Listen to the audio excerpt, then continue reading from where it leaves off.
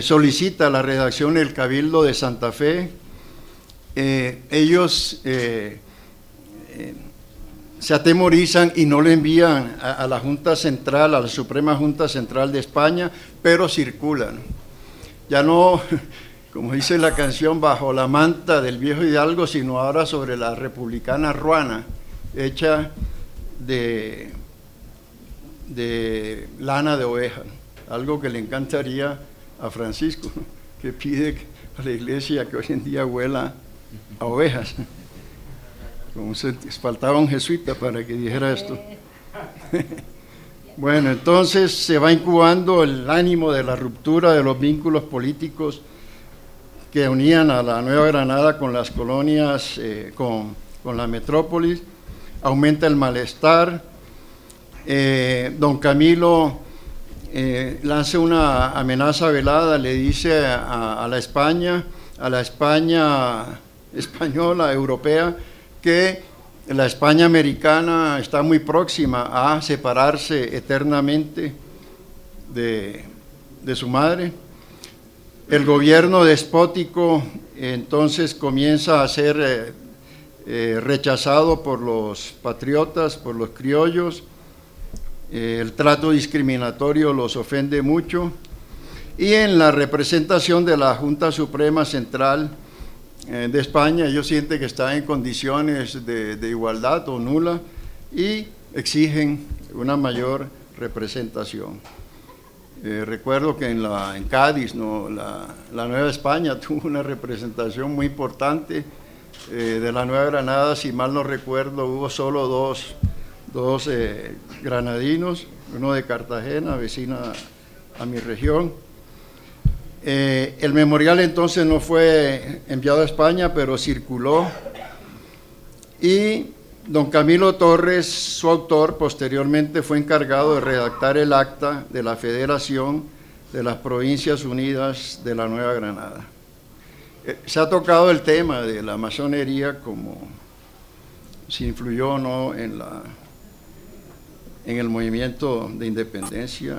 Un hermano mío, Américo Carnicelli, de mi logia madre, hizo el estudio y dijo que la masonería tejió un hilo de araña que paralizó al imperio español, no solo en América, sino posteriormente con Riego y en Cádiz tal vez, ¿no? Miembros, casi el 75% de los padres de Filadelfia. Hidalgo, Juárez es llamado el benemérito de América porque mi logia madre lo propuso, que fuese declarado el benemérito de las Américas. Mi logia es de 1848, nace con el manifiesto del Partido Comunista, nace con las revoluciones de ese año, parece que fue formidable. Está Miranda, Artigas, San Martín, O'Higgins y Santander, el propio Bolívar y casi todos los próceres de la independencia. El memorial sienta las bases de un derecho a la igualdad política, cultural y social. Y otro de los antecedentes es la crisis de la corona española, ya se ha hablado mucho, 1811, las dos abdicaciones, el vacío de poder, don Pepe Botella. Las provincias peninsulares forman las guerrillas, ¿no? Nos las legan tal vez a los colombianos, que las tenemos desde hace casi 70 años. La Constitución de Cundinamarca en 1811 crea una especie de monarquía constitucional porque sigue reconociendo al amado rey Fernando VII siempre que venga a reinar entre nosotros. Antes del grito de independencia hay declaraciones de independencia de los cabildos, tanto en España como en las Américas. Luego viene el acta de independencia del 20 de julio de 1802, reclama otra paternidad, anticipa el grito de Dolores. Viene ese grito de independencia, comienza ya a incubar en los criollos de una manera mucho más profunda el deseo de libertad. Bueno, se crean juntas independientes en todas las provincias. dictan constituciones propias, por ejemplo, El Socorro, Pamplona, Monpós, Girón, Cali, Tunja, Cartagena, Mariquita, Antioquia, Neiva y Casanare y otras ciudades. Se organizan gobiernos provisionales y siempre la figura federativa. Mientras la capital, Santa Fe de Bogotá, es digamos, centralista, las provincias reclaman la figura federativa. Luego vienen discordias nacionales o provinciales, no solo contra Santa Fe de Bogotá, sino al interior de las provincias, surgen rencillas particulares y terminan en guerras civiles, las primeras. La Declaración de Independencia de 1810, pese a que fue centralista, no se atrevió a desconocer el fuerte espíritu de federalista. Bueno, ya me pasaron. Bueno, el acta, el preámbulo es confesional. Dice en el nombre de la Santísima Trinidad, Padre, Hijo y Espíritu Santo, amén, y comienza a pedir que opere la protección de la Iglesia Católica como única, exclusiva, etcétera. La forma de gobierno fue de una confederación, no de federación, pero Domingo Faustino Sarmiento hizo la definición entre confederación y federación, y en realidad lo que se dio fue una tendencia a la federación. En el artículo 2 se combinan los principios de statu quo ante bellum, el estado en que las cosas estaban antes de la guerra, y con el de uti possidetis iure, como poseéis, de acuerdo al derecho, así poseeréis. Entonces se conservan las divisiones territoriales básicas existentes. Hay un deseo de mantener la integridad a través de una unión, de la creación de una unión. Hay provincias realistas, ellos son realistas, conscientes, y tratan de atraerlas en la mejor forma posible, y abriendo casi que un pacto de tipo internacional para que se adhirieran las demás provincias, incluyendo la realista. Hay un fuerte concepto de soberanía nacional y popular, desconoce el derecho divino de los reyes. Las provincias tienen sus derechos, reclaman una gran autonomía, pero piden colaboración armónica entre las partes. Como dice el profesor Augusto, aceptan la división de poderes, pero no precisan si serán tres, ¿no? Una división tripartita. Bueno, hay las obligaciones de la provincia, el Congreso de las provincias se lleva como en un pensamiento de tercera y cuarta república, se lleva lo esencial del poder, trata de reglamentar y de limar las asperezas entre las provincias, y va surgiendo entonces un concepto de soberanía parlamentaria. Bueno, paso a las conclusiones. Hubo dos reformas después de la Constitución, del acta. Se creó un triunvirato y se creó un régimen que casi se parecía al de la Confederación Helvética, un ejecutivo con mí, ¿no? Mandatario, simple mandatario del Congreso. El acta fue realizada entonces en medio de una convulsión social, no logró tener un alcance nacional, se le fueron sumando provincias, pretendió crear un nuevo estado siguiendo el modelo federal, consagró el principio de la soberanía nacional, lo combinó con la soberanía popular, Sieyès, Rousseau, rompió definitivamente con el principio dinástico.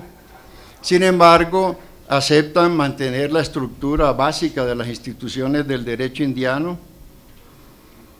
El sistema federal va siendo acogido cada vez más, como dijo el doctor Augusto, habrá periodos de centralismo, principios de federalismo. El régimen tiene tintes parlamentarios, gobierno colegiado, y se delegan en el Congreso representación igualitaria de las provincias. El Congreso ejerce funciones ejecutivas y legislativas de manera principal y de manera residual funciones judiciales. El Congreso se otorga una extensa soberanía parlamentaria que da lugar a confusión de poderes, casi que a la manera de la antigua Confederación Suiza. Las provincias, sin embargo, ceden al Congreso las funciones militares de defensa. Viene el conquistador, viene el infame Pablo Murillo y Sámano. Reconoce a los pueblos indígenas como naciones y pide que sean tratados con vías suaves, ¿no?, a menos que sean hostiles. Y a la usanza española propugna por una evangelización de los mismos. Mi profesor Albert Brimó, que dirigió mi tesis, decía que había que traer el pasado al presente y llevar el presente al pasado. ¿Qué fue ese movimiento continental de independencia? Yo lo comparo con las primaveras, ¿no? Las primaveras de mayo del 68, París, México, Praga, Tokio, Budapest. Y yo no sé asignarle aquí en la respectiva primavera, ¿no? No sé si París sería México, Budapest, Buenos Aires, etcétera, pero yo sí digo que la primavera nuestra en la Nueva Granada fue la de Praga, porque fue supremamente cruenta. Fue hermosa esa primavera, cruenta, fusilamiento de próceres. Y hoy pienso que esas primaveras americanas debieran extenderse por todo el mundo. Vimos que en el mundo del Islam fanático, de ese islamismo, hubo un inicio, pero se ha detenido.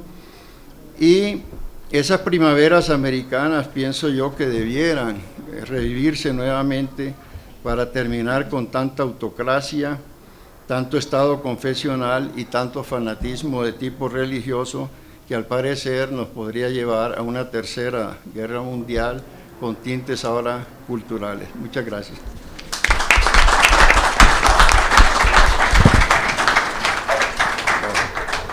Bueno, muchas gracias, doctor. Antes de pasar a tomar la fotografía oficial del seminario al frontispicio de la Cámara, vamos a entregar a nombre de la 63ª legislatura de la Cámara de Diputados a los participantes una medalla trimetálica en fino relieve escultórica con representaciones de los dioses mexicas Tonatiuh y Mezcli, el sol y la luna, a la cual, bueno, viene por supuesto con su certificado de autenticidad y está acuñada por la Casa de Moneda de México. Muchas gracias. Bueno, muchas gracias. Muy bien. Muchas gracias a todos.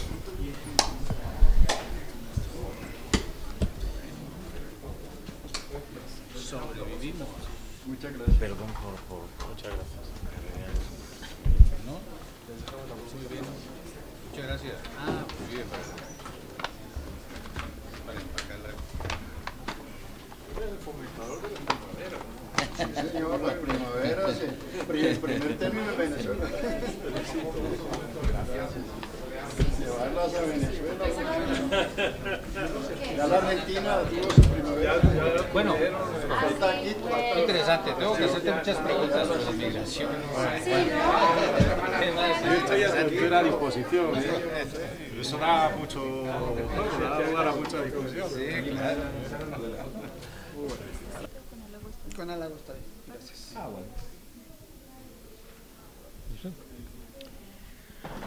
Hola, muy buenos días, tengan todos ustedes.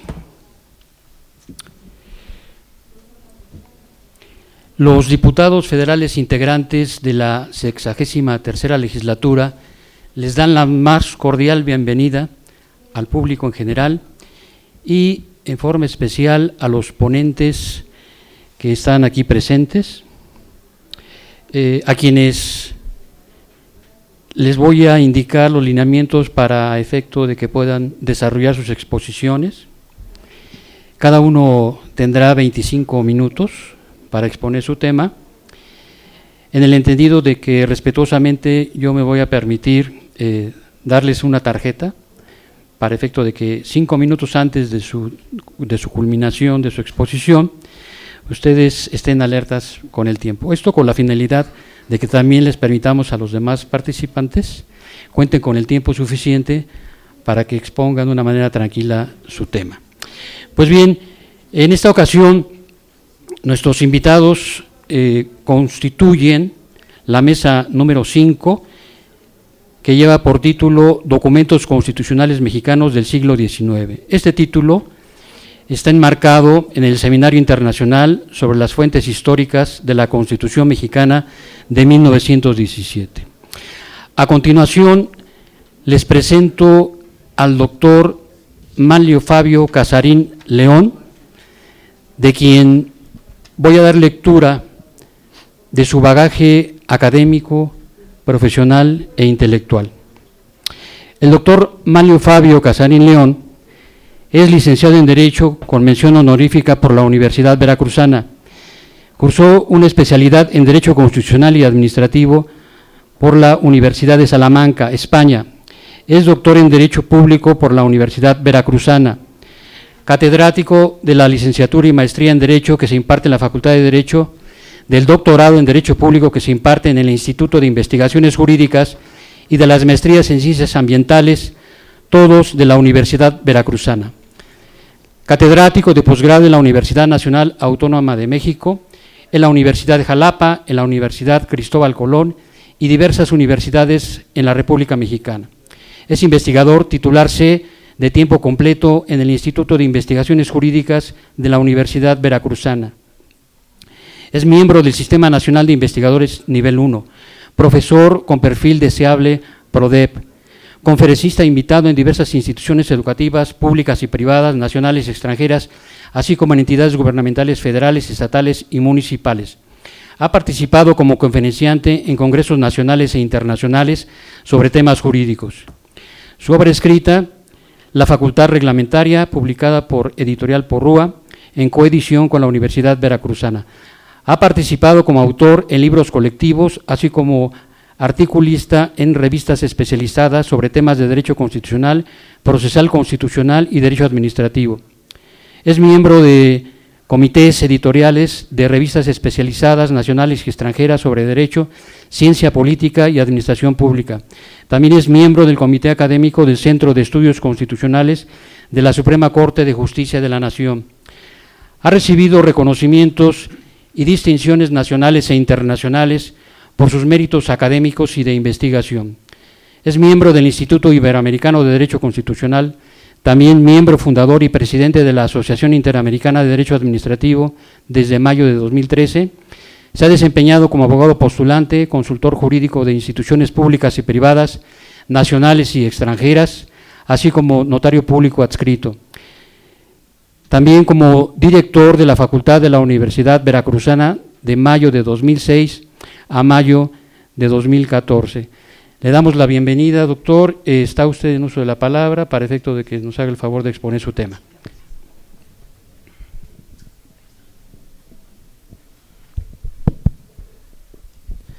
Muy buenas tardes, tengan todos ustedes. Muchísimas gracias por su amable presentación.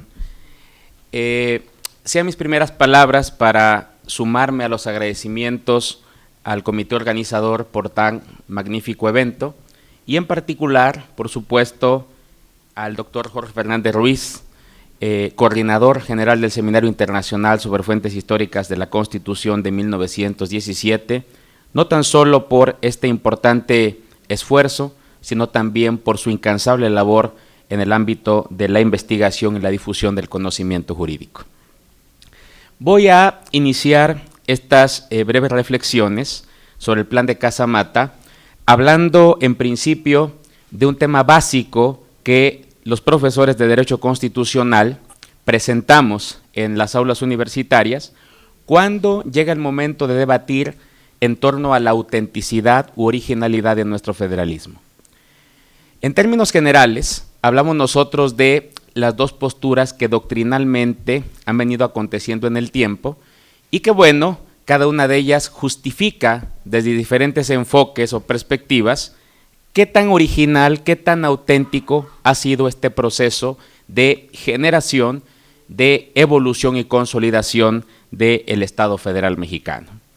Una primera postura que todos conocemos, básicamente materializada por la obra del distinguido doctor exministro de la Suprema Corte de Justicia, don Felipe Tena Ramírez, habla de una enorme influencia, ¿no?, del federalismo norteamericano, sobre todo a partir de esta idea de emancipación, de independencia, de rotura del vínculo, vamos a llamarlo así, con la corona española, a partir de este elemento del Estado unitario. Es decir, cuando se empieza a generar y se firma el Acta de Independencia, nace un Estado en principio unitario, que finalmente, a partir del modelo inmediato, el modelo vecino que se tenía en América, bueno, adopta una forma de gobierno, en este caso federal, pero que a partir de estas circunstancias se le resta una enorme cantidad de méritos o de vivencias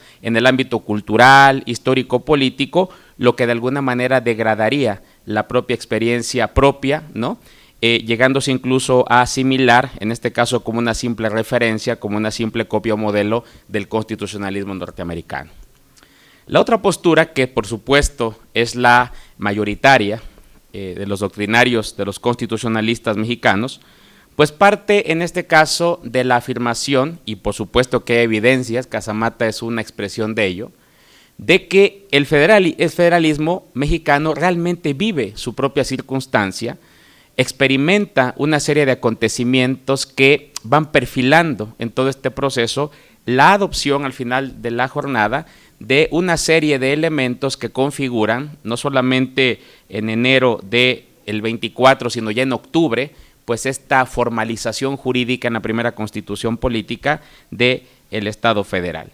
Y a partir de ello, bueno, se argumenta, se llega en un momento dado a decir que la circunstancia histórica básicamente encuentra un punto clave en la Constitución Española de Cádiz en 1812 y en la figura o en las instituciones denominadas diputaciones provinciales. A partir de esa configuración de la Constitución gaditana, ¿no?, entonces se produce en el ámbito, en los territorios de América, de la Nueva España, un proceso paulatino de descentralización política que por supuesto, como ya dije yo, va a culminar al final de la jornada en estas expresiones, en este caso de voluntad, en este caso de una clara determinación por configurar una república de carácter federal. A partir de este debate básico que generalmente aprendemos, se nos enseña en el aula universitaria, empiezan a establecerse pues estos acontecimientos que en la génesis del federalismo, por supuesto, pues van perfilando la adopción de esta importante decisión fundamental.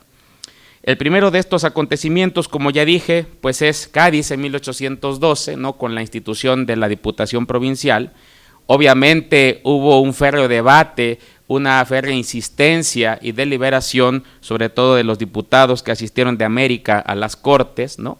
Y por supuesto, este modelo que es reproducido en América, empieza a manifestar una serie de estructuras, en este caso, que si bien es cierto en el ámbito territorial podrían representar manifestaciones claras del ejercicio del gobierno, en este caso español, también fueron en este caso impulsándose una serie de competencias, ¿no?, como dice la doctrina, que de alguna manera fueron conllevando espacios de deliberación y de decisión con esos órganos provinciales.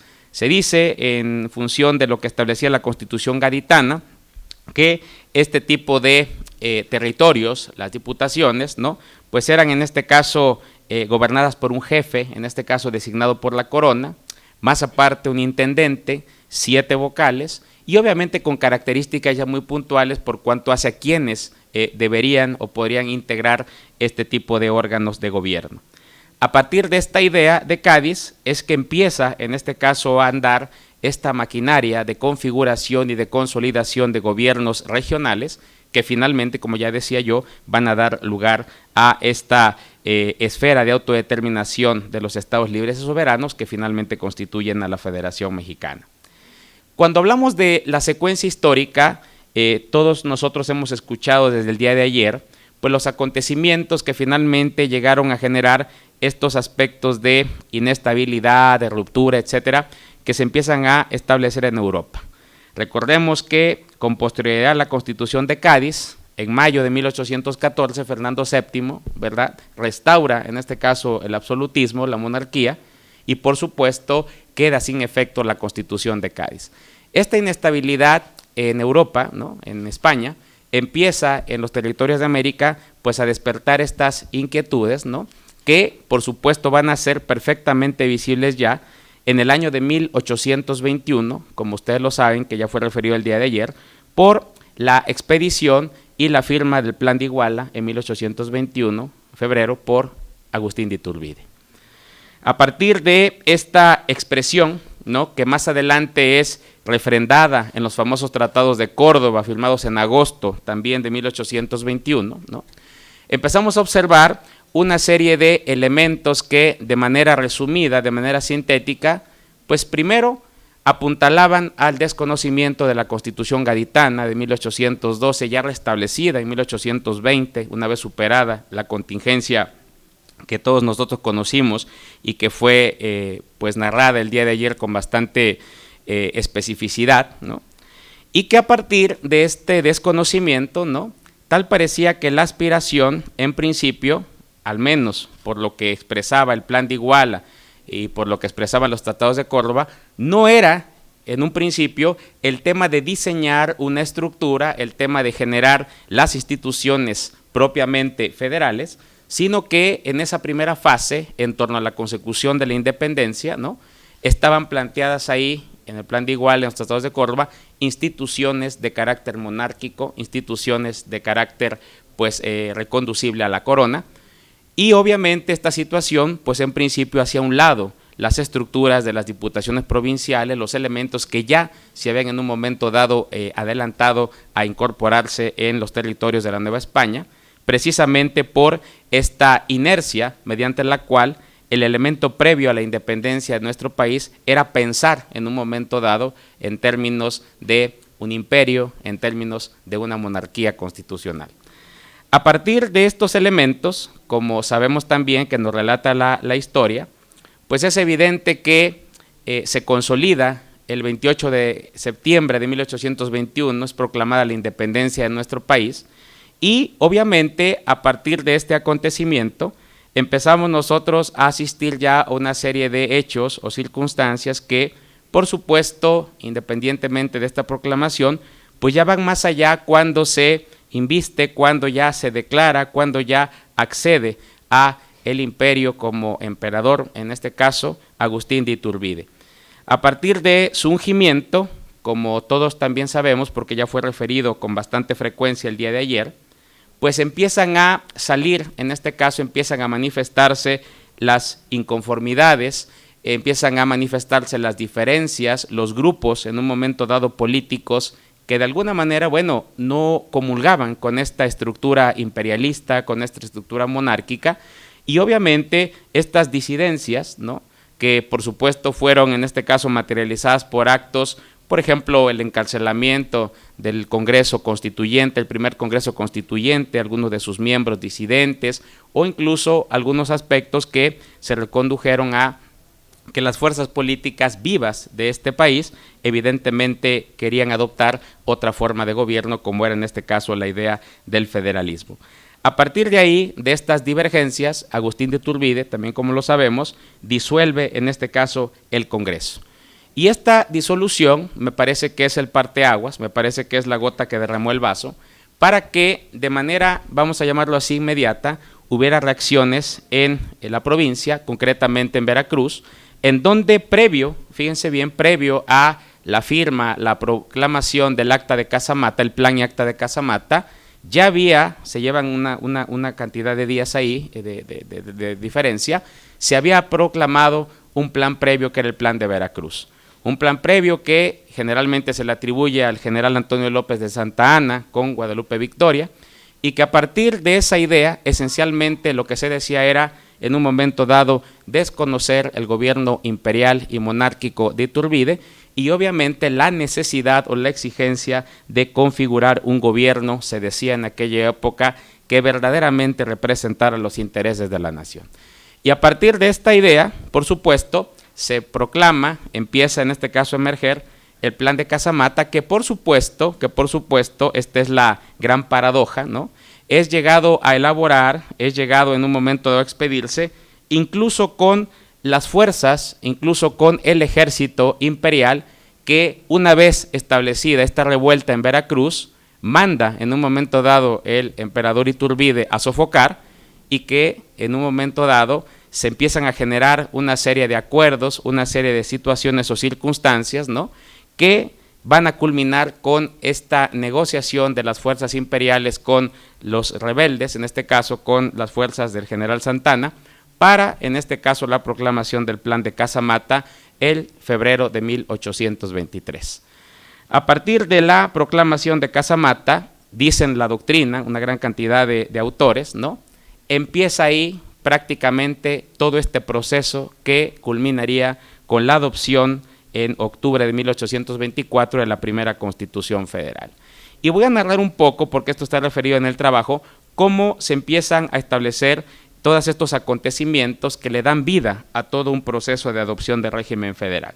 Primero porque con la expedición del Acta de Casamata, ¿no?, había una serie de puntualizaciones que se establecían y que iban de la mano, primero, por el tema de exigir en un momento dado al gobierno imperial de Iturbide la reinstalación inmediata del Congreso que él mismo había disuelto. Es decir, un tema en el cual se tendrían que recomponer las estructuras que finalmente le podrían dar vida más adelante a una estructura constitucional, pero que, y aquí está lo interesante, ¿no?, la función de la reinstalación, o mejor dicho, la función que tendría ya un Congreso reinstalado en el futuro, no era necesariamente el hecho de proceder a el otorgamiento, proceder a la configuración de esta estructura constitucional, sino a la convocatoria a un nuevo constituyente. Es decir, un tema en el cual se establecían elementos bajo los cuales establecíamos una necesidad de generar esa representación nacional, pero con un nuevo órgano que procediese a la elaboración, a la aprobación de la primera constitución política que se dio, como ya decía yo, en octubre de 1824. A partir de esta circunstancia, entonces, se generaron varias consecuencias. Una primera, como sabemos también, que nos dice la historia, es que efectivamente Agustín de Iturbide reinstala el Congreso. Previamente, también la historia narra que cuando lo disuelve, crea una Junta Nacional Instituyente, pero esa Junta Nacional Instituyente es conformada exclusivamente por sujetos, por diputados, etcétera, pero afines en un momento dado al emperador, y por supuesto con esta posibilidad, de hecho así se hizo, de generar una serie de reglas que también han sido expuestas, como el Reglamento Provisional Político del Imperio Mexicano, y también, por supuesto, una idea de configurar la nación mexicana bajo reglas jurídicas constitucionales, que finalmente pues no fue posible hacer por la propia rebelión de Casamata. Entonces, cuando se reinstala el Congreso por parte de Iturbide, ya la confrontación, ya este elemento de rechazo al propio régimen imperial o monárquico, pues finalmente termina en lo que todos conocemos, que es la abdicación de Iturbide al trono unos meses después de reinstalado el Congreso, y por supuesto, bajo esta óptica, la intención o el interés del Congreso reinstalado de finalmente proceder a las bases, a todos estos elementos normativos que configurarían el primer orden constitucional mexicano. Y esto, por supuesto, es lo que de alguna manera enriquece y alimenta el debate de aquella época en torno a ese germen federal. ¿Por qué lo digo? Porque finalmente cuando empieza esa negativa del Congreso reinstalado a querer convocar a un nuevo constituyente, ¿no?, para que diseñara todas estas estructuras jurídicas con base en el plan de Casamata, empiezan a darse elementos periféricos interesantes, entre ellos, por supuesto, esta rebeldía, esta oposición o esta clara manifestación de rechazo a esa actitud del Congreso reinstalado por parte de algunas diputaciones provinciales.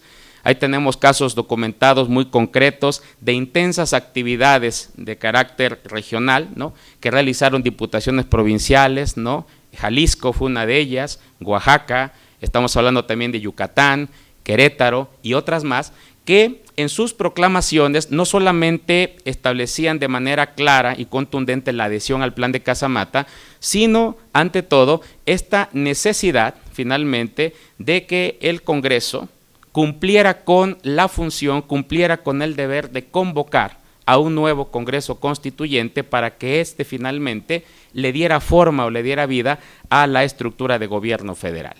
Bajo esas circunstancias, después de una serie de debates, una serie de desacuerdos, el Congreso reinstalado emite el famoso voto del Congreso, en donde finalmente, en 1823, establece la necesidad, por supuesto, de sentar estas bases para convocar al Congreso Constituyente, a un nuevo Congreso Constituyente, y por supuesto a partir de ahí deliberar primero en aras de estructurar estas bases para la asunción del régimen federal, cosa que se culmina el 31 de enero de 1824 con la firma del Acta Constitutiva de la Federación, y en octubre de ese mismo año, obviamente, la formalización ya de la primera Constitución Federal. Entonces, Casamata, por supuesto que genera esas sinergias mediante las cuales, ante esta negativa del Congreso reinstalado por convocar un nuevo constituyente, ¿no?, despierta un intenso activismo en muchas de las diputaciones provinciales que, por supuesto, ya en su fortalecimiento de los gobiernos, de sus esferas de deliberación, sus órganos representativos, ya tenían en un momento dado consolidadas estas estructuras. Incluso al hacer estas manifestaciones, muchas de estas diputaciones provinciales evolucionaron hacia su consagración, hacia su, vamos a decirlo, autodenominarse estados libres y soberanos, incluso desafiando al gobierno central, incluso poniéndole el ultimátum, como también señala la doctrina, para que se diese de una vez y por todas el paso decisivo para adoptar la forma de gobierno federal.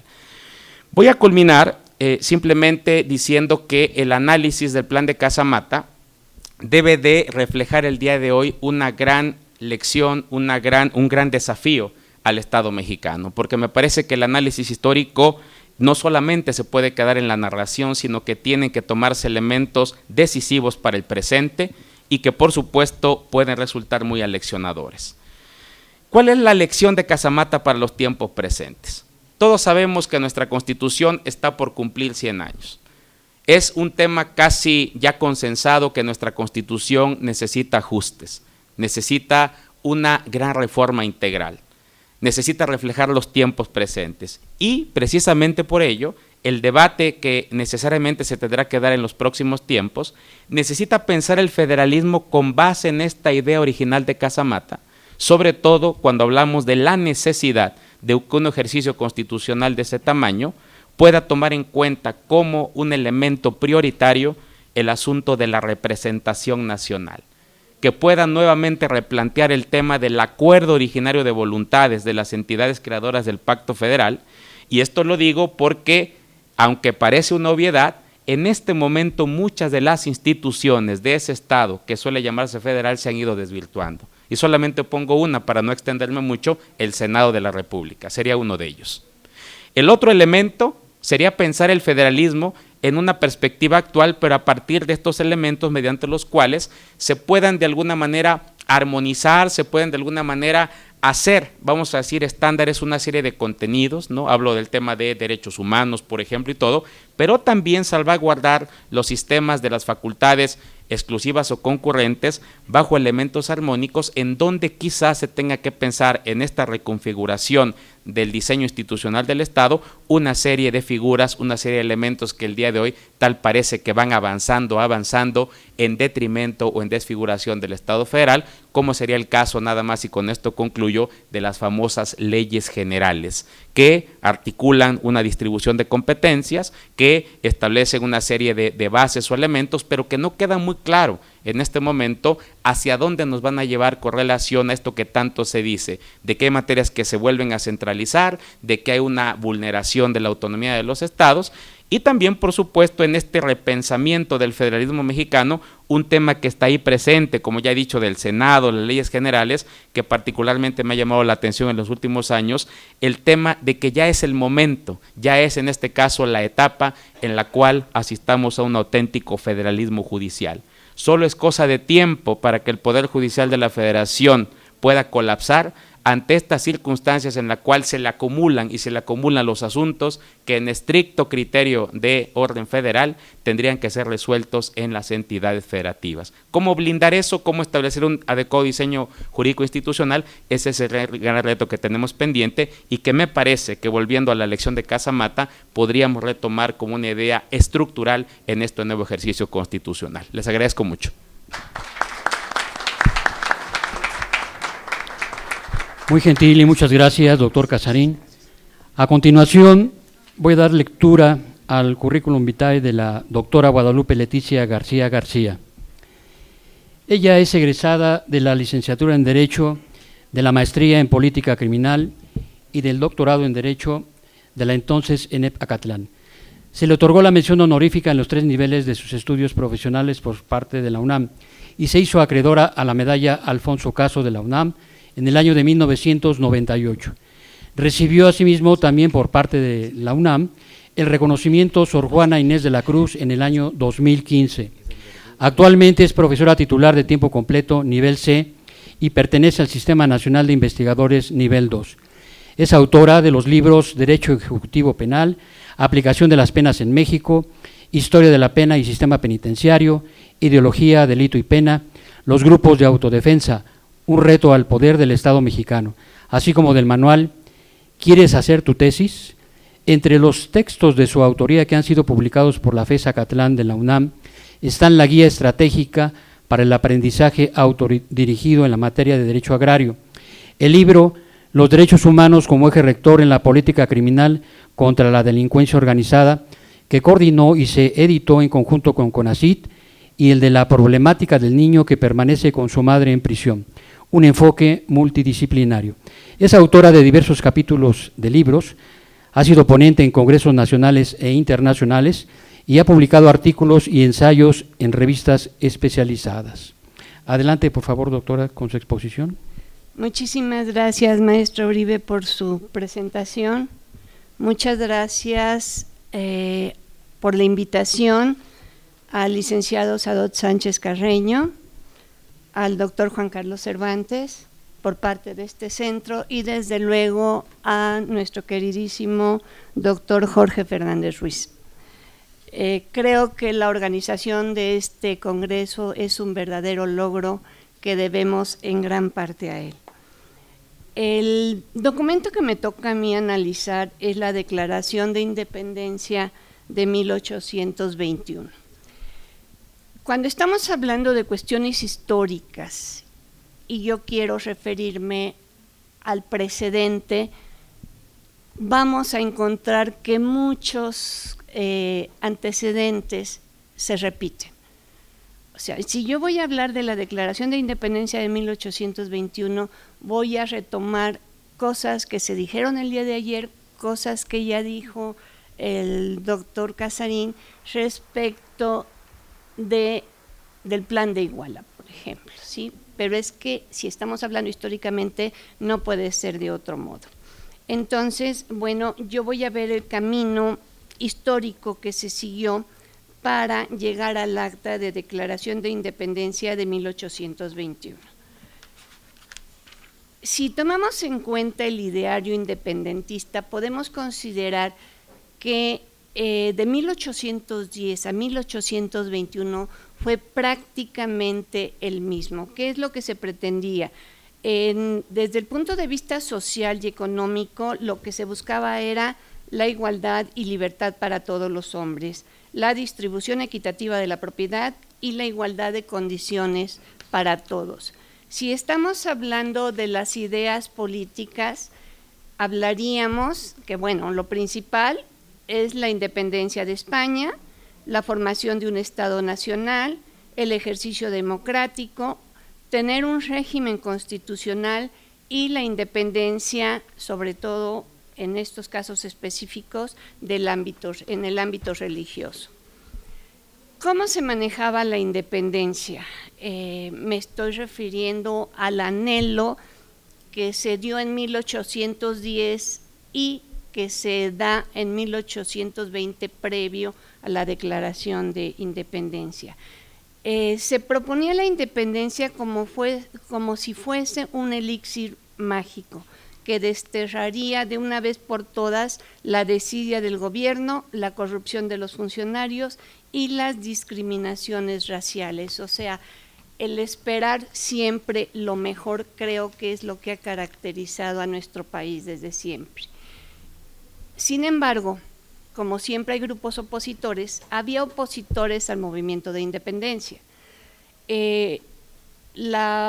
Algo característico que proponían los opositores es: tengamos presente que europeos y americanos todos somos españoles, dependemos de una nación grande y generosa, que profesamos una misma religión e idioma, que nuestros intereses están íntimamente enlazados, que hemos jurado ante el Omnipotente observar la Constitución.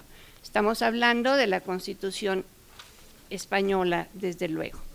Ahora, me salgo un poquito del contexto para hablar del personaje central en todo este movimiento, que es Iturbide.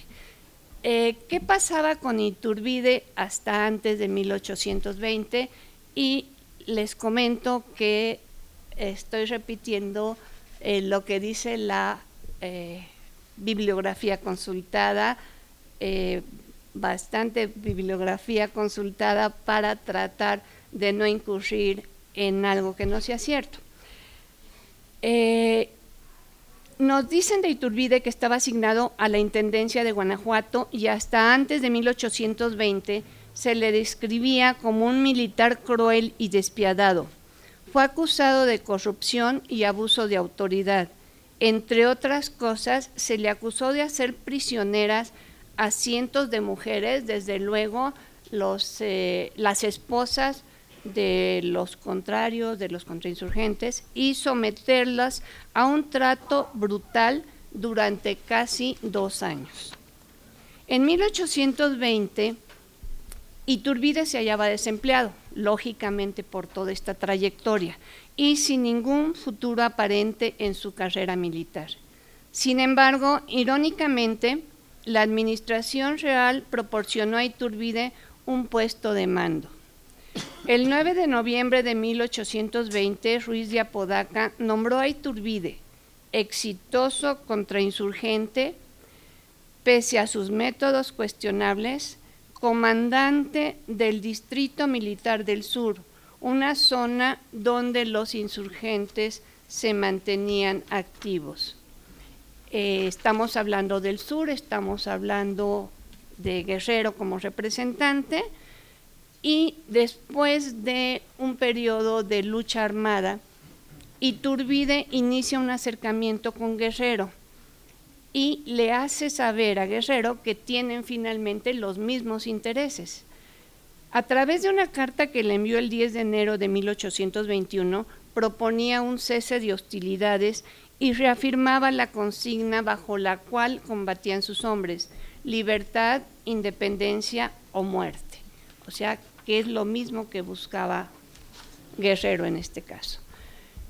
En una comunicación posterior de Iturbide a Guerrero, proponía mantener abierto el diálogo sobre la base de que, dirigiéndonos usted y yo a un mismo fin, nos resta únicamente acordar por un plan bien sistemado los medios que nos deben conducir indudablemente y por el camino más corto. ¿A qué? A la independencia del país.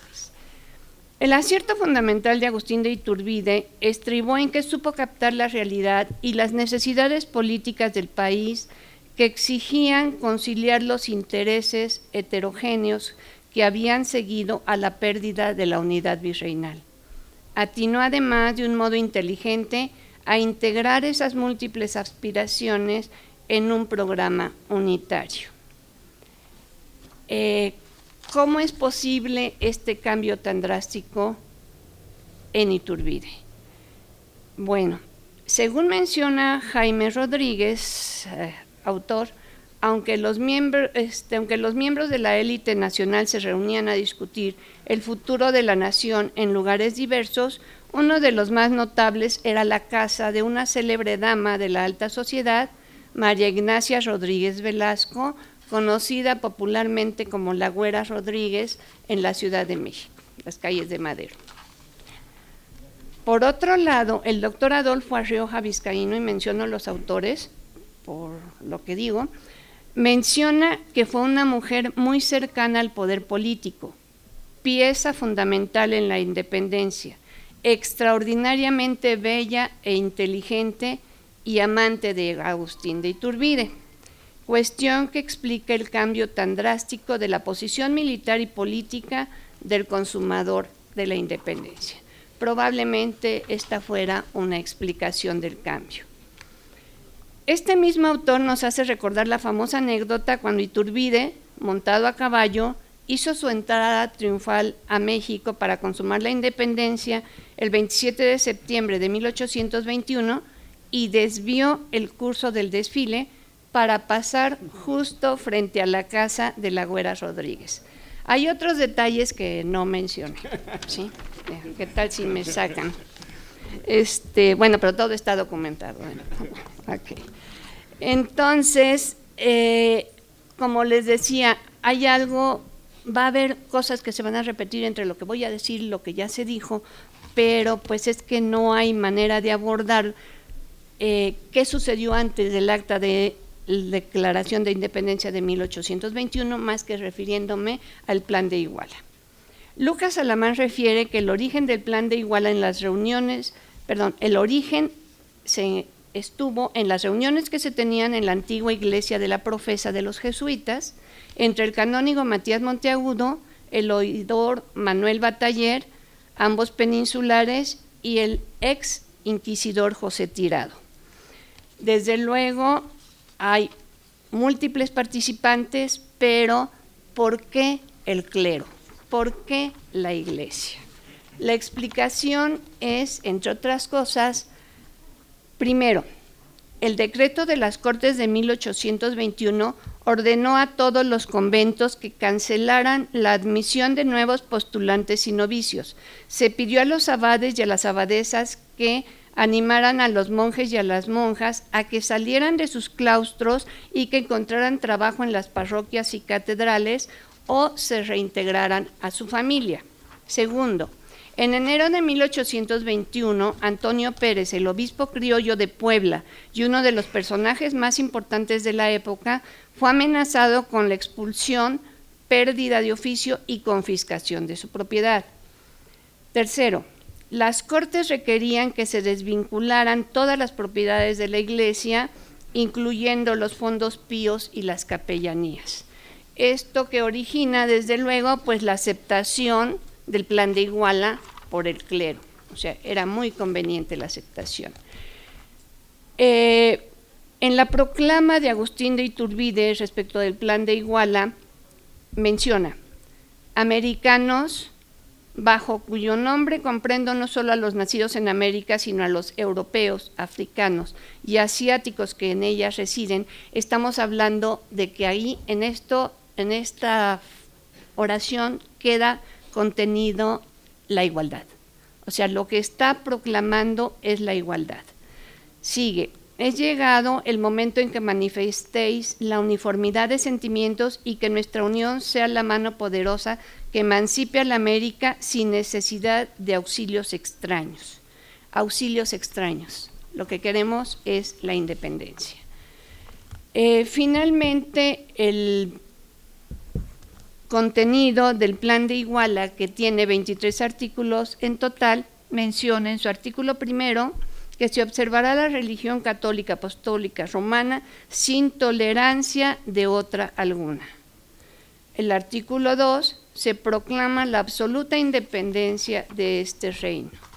El artículo 12 Todos los habitantes de él, sin otra distinción que su mérito y virtudes, son ciudadanos idóneos para optar cualquier empleo. O sea, está declarando la igualdad entre criollos y peninsulares. Sus personas y propiedades serán respetadas y protegidas. Y el 14 dice, el clero secular y regular conservará en todos sus fueros y propiedades. Posteriormente, al referirse al plan, Iturbide expresaba, formé mi plan, conocido por el de Iguala, mío, porque solo lo concebí, lo extendí, lo publiqué y lo ejecuté. Empero resulta evidente que el documento tenía una historia más compleja.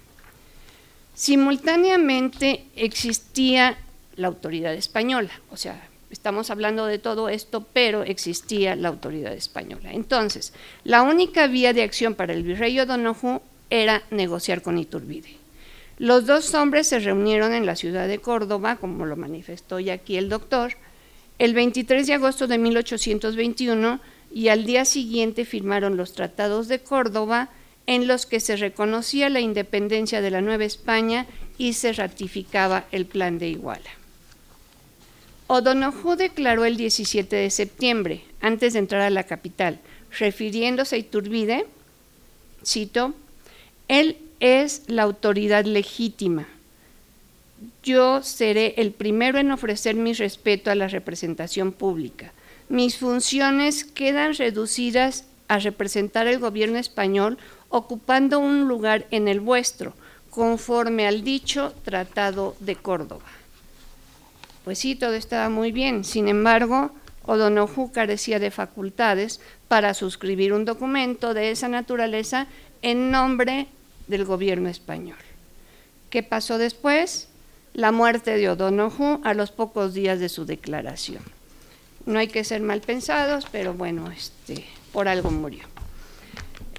Finalmente, la culminación de estos hechos, como la culminación de estos hechos se tiene el Acta de Independencia Mexicana del 28 de septiembre de 1821, la cual textualmente declara solemnemente por medio de la Junta Suprema del Imperio que es nación soberana e independiente de la antigua España, que va a constituirse con arreglo a las bases que en el Plan de Iguala y los Tratados de Córdoba estableció sabiamente el primer jefe del ejército imperial de las tres garantías.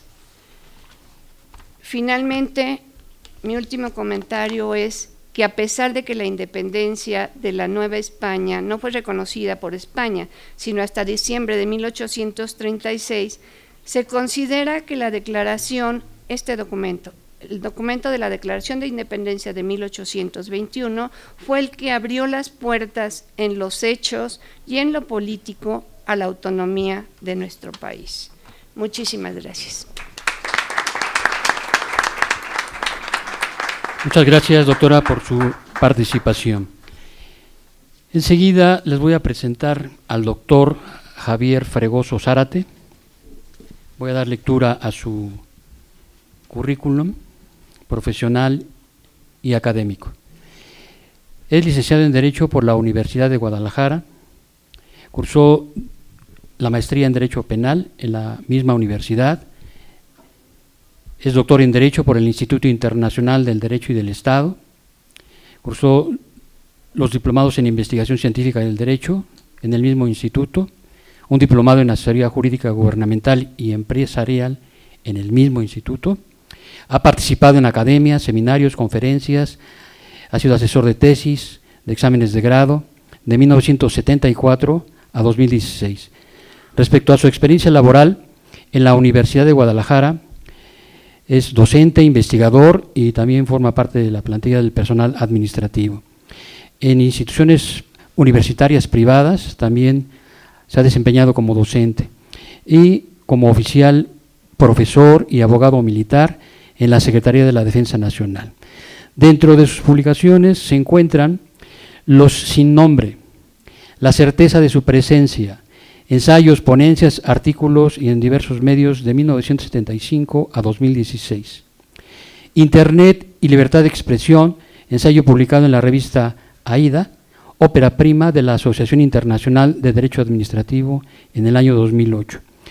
Otras obras inéditas están la del contrato de asociación, un proyecto de constitución de Francisco Severo Maldonado, es su tesis doctoral 2008, y Guadalajara, México y el mundo durante la Guerra Civil Española en 2010, así como La barba del emperador, una crónica novelada del año de 2012. Tiene usted el uso de la palabra, doctor, por favor. Muchas gracias. Gracias también a los organizadores del evento y a ustedes por su presencia. Mi tema es el contrato de asociación, un proyecto de constitución de Francisco Severo Maldonado. Debo aclarar, antes de iniciar, que este quedó en proyecto, nunca se discutió por órgano legislativo alguno y mucho menos tuvo vigencia. Sin embargo, por la trascendencia, por la profundidad de su contenido, creo que es conveniente estudiarlo y también estudiar la personalidad tan controvertida de su autor, el precursor olvidado. A Francisco Severo Maldonado y Ocampo no se le conoce o se le conoce de forma incompleta. Los que saben quién fue lo recuerdan como el fugaz director del Despertador Americano, el órgano de difusión de Hidalgo durante su estancia en Guadalajara, en el breve y sangriento inicio de la gesta independentista mexicana, o se sabe de él por haber sido parte de la Junta Provisional Gubernativa, remedo de poder legislativo, en el momento de la consumación iturbidista de la independencia.